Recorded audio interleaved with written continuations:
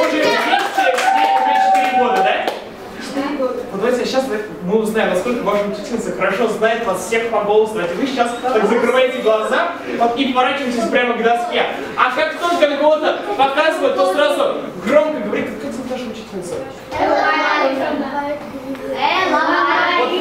Говорит, Элла Маликовна, я не выучил домашнее задание.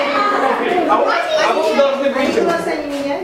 Ну, сначала не меняем, а потом уже поменяем, хорошо? Не меняйте голоса. Ну хорошо, ну давайте так, закройте глаза, поворачиваемся, и первый участник давай говорит. Я скажу, Элла Маликовна, я не сделал домашнюю работу. Вот, потому что давайте похлопаем. Все почти будем, давай теперь ты. Элла Маликовна, я не сделала домашнюю работу. Это Света. Давайте. Элла Маликовна, я не сделала домашнее задание. Никита! Теперь вот, ребят, пытаемся немножко изменить свой голос.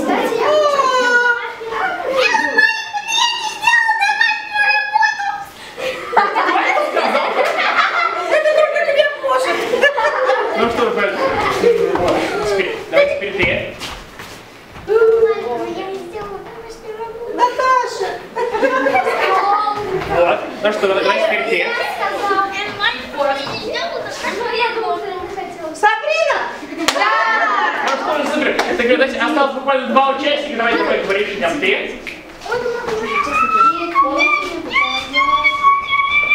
Это Света, что ли? Белая рубашка, что ли? Ну что же, давайте, будет у нас следующий участник. Тоже. Юля. Элла Маликовна не делала домашнюю работу. Так, сейчас еще раз. Элла Маликовна не делала домашнюю работу. Это Юля, наверное. Ну что, мы рады всем. Давайте 3 раза спасибо, давайте и... Спасибо! Я отправлю воздушный поцелуй нашей учительницы. Вот так.